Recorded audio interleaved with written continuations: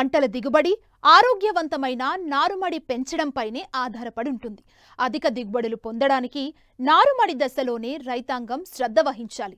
ఇప్పుడు 100% మంది రైతులు హైబ్రిడ్ విత్తనాలనే ఎక్కువగా వాడుతున్నారు.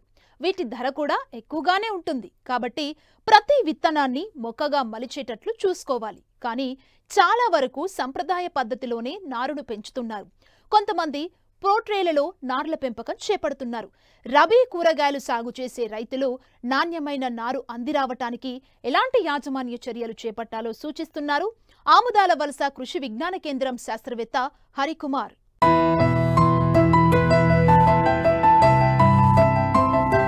సాధారణంగా రైతాంగం సమతల మళ్లలో నారును పెంచుతూ ఉంటారు. ఈ విధానంలో మురుగునీటి సౌకర్యం లేకపోవడం వల్ల నారుకుళ్ళు తెగులు బెడద ఎక్కువగా ఉండి సకాలంలో నారు అందక అదును తప్పడం, మళ్లీ నారును పోయాల్సి రావడం వంటి పలు కారణాల వల్ల రైతుకు పెట్టుబడి ఖర్చులు పెరిగేవి. పైగా అదును తప్పడం వల్ల రైతుల దిగుబడి తగ్గి రాబడి ఏమంత ఆశాజనకంగా ఉండేది కాదు.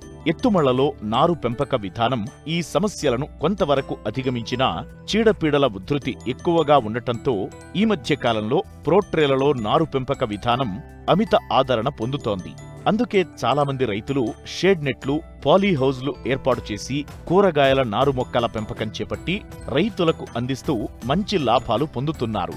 రైతులు సొంతంగా నారు పెంపకం చేపట్టాలంటే ఎలాంటి యాజమాన్య పద్ధతులు పాటించాలో తెలియజేస్తున్నారు శ్రీకాకుళం జిల్లా ఆముదాల వలస కృషి విజ్ఞాన కేంద్రం శాస్త్రవేత్త హరికుమార్.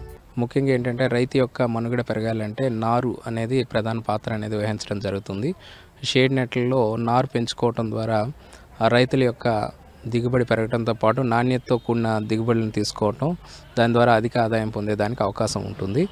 ముఖ్యంగా ఏంటంటే సాంప్రదాయ పద్ధతుల్లో నారు పెంచుకోవటం ద్వారా రైతులు కొన్ని సమస్యలని ఎదుర్కొంటున్నారు. ముఖ్యంగా ఏంటంటే విత్తనం అనేది చాలా ఖర్చుతో కూడుకున్న విషయం. ఉద్యాన పంటల్లో ముఖ్యంగా ఏంటంటే కూరగాయల విత్తనం కానీ లేదంటే పూల మొక్కల విత్తనం కానీ ఈ విత్తనం అనేది చాలా పెట్టుబడి ఖర్చుతో కూడుకున్నది. కాబట్టి ప్రతి విత్తనం అనేది వృధా కాకుండా వేసుకోవాల్సిన అవసరం ఉంటుంది. ఈ సాంప్రదాయ పద్ధతుల్లో ఏం జరుగుతూ ఉంటుంది అంటే ఈ నారుమడిలో ఎత్తైన నారుమడిలో విత్తనాన్ని నాటుకోవటం ద్వారా ఏంటంటే వర్షాకాలంలో కానీ లేదంటే వాతావరణ ప్రతిబంధకాలు ఏర్పడినప్పుడు వర్షం పడటం వల్ల నారు పక్కకి ఒరిగిపోవటం కానీ లేదంటే కుళ్ళిపోవటం వంటి సమస్యలు ఎక్కువగా జరుగుతుంది. అదేవిధంగా ఏంటంటే సరైన రక్షణ లేకపోవటం వల్ల చీడపీడలు వచ్చేదానికి అవకాశం ఎక్కువగా ఉంటుంది. అదేవిధంగా రైతులు సకాలంలో నారు తీసుకునేదానికి సరైన నారు అంతే మొత్తంలో ఉండే నారును తీసుకునేదానికి అవకాశాలు తక్కువగా ఉన్నాయి. కాబట్టి రైతులు ఇప్పుడు షేడ్ నెట్లలో నారు పెంచుకోవటం ద్వారా కొంతవరకు వాళ్ళు సకాలంలో నారు తీసుకునేదానికి అవకాశం ఉంటుంది. ఈ షేడ్ నెట్లలో నారు పెంచుకోవటం వల్ల ప్రధాన ఉపయోగం ఏంటంటే మనం అనుకున్న సమయానికి నారు అనేది వేసుకోవటం, అదేవిధంగా అనుకున్న సమయంలో నారు తీసుకోవటం అనేది జరుగుతూ ఉంటుంది. రెండోది ఏంటంటే విత్తనం మీద ఖర్చు అనేది చాలా తక్కువగా ఉంటుంది. విత్తనం యొక్క వృధా అనేది కూడా తగ్గుతూ ఉంటుంది. ప్రతి విత్తనం కూడా నారుగా తయారయ్యేదానికి అవకాశం ఉంటుంది. దీంతో పాటు ఏంటంటే చీడపీడల నుంచి కూడా మనం చాలా సంరక్షణ పొందవచ్చు. దీంతో పాటు ఏంటంటే ఎప్పుడైనా వర్షం పడినప్పుడు కూడా పైన కవర్లు కప్పుకొని ఈ యొక్క మన నారుని ప్రొటెక్ట్ చేసుకోవచ్చు. ఈ యొక్క ఉపయోగాల కారణంగా ఏంటంటే ప్రతి విత్తనం కూడా మొక్కగా తయారవటం వలన విత్తనం మీద పెట్టుబడి పెట్టే ఖర్చు అనేది రైతులకు తక్కువగా అవుతుంది. దీన్ని మరలా సకాలంలో తీసుకొని పొలాల్లో వేసుకోవటం ద్వారా వాతావరణ అనుకూలతతో కూడా రైతుకి కలిసి వచ్చి ప్రధాన పొలంలో కూడా పంట ఏపుగా పెరిగి అధిక దిగుబడులు పొందేదానికి ఎంతైనా అవకాశం ఉంటుంది. ఇన్ని ఉపయోగాల కారణంగా ఇప్పుడు రైతులు ఏంటంటే షేడ్ నెట్లలో ఈ ఆధునాతన పద్ధతుల్లో హైటెక్ విధానంలో ఈ ప్రోట్రే విధానం ద్వారా నారు పెంచుకోవటం అనే వైపు ఆ విషయం వైపు మొగ్గు చూపిస్తూ ఉన్నారు. దీని ముఖ్య కారణం ఏంటంటే ముందుగా మనం సూచించినట్టు అధిక ఉపయోగాలు ఈ షేడ్ నెట్లలో నారు పెంచుకోవడం ద్వారా ఉన్నాయి.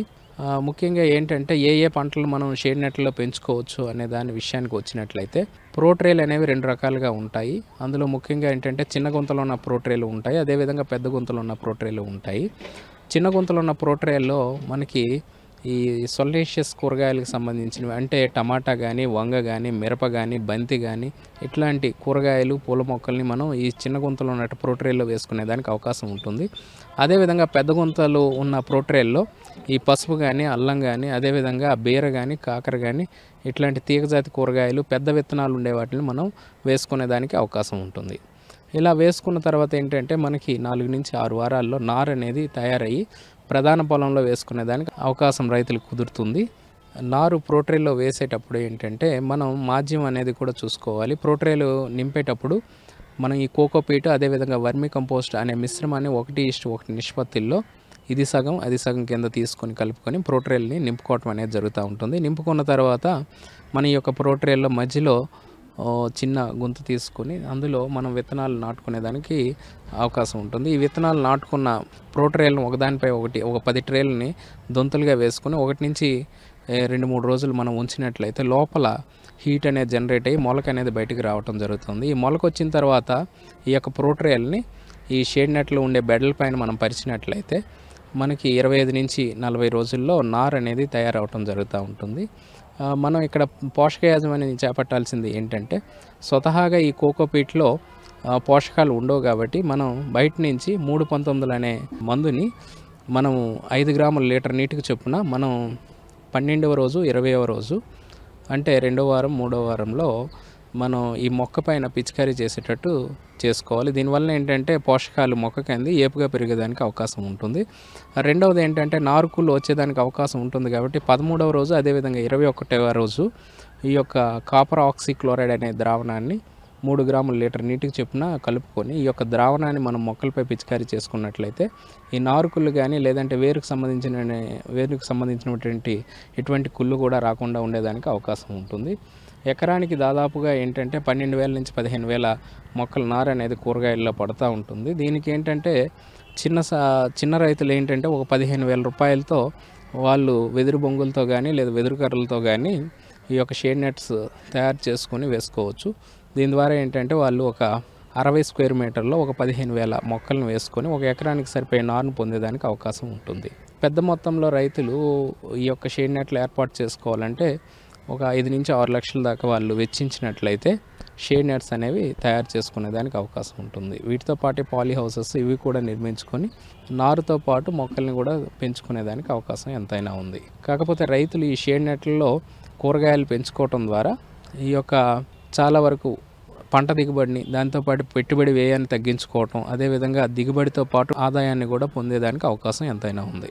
సంప్రదాయ పద్ధతిలో కంటే ప్రోట్రేలలో నారును పెంచడం వలన ప్రతి విత్తనం నారు మొక్కగా అందివస్తుంది. షేడ్ నెట్లలో వాతావరణం నియంత్రణలో ఉంటుంది కనుక చీడపీడలు సోకే అవకాశం చాలా తక్కువగా ఉంటుంది. నారు మొక్కల్లో వేరు వ్యవస్థ సమానంగా పెరగటం వల్ల ప్రధాన పొలంలో నాటినప్పుడు ఎలాంటి ఒత్తిడికి గురికావు. నాటిన వెంటనే పెరుగుదలకు అవకాశం ఉంటుంది కనుక దిగుబడులు ఆశాజనకంగా ఉంటాయి.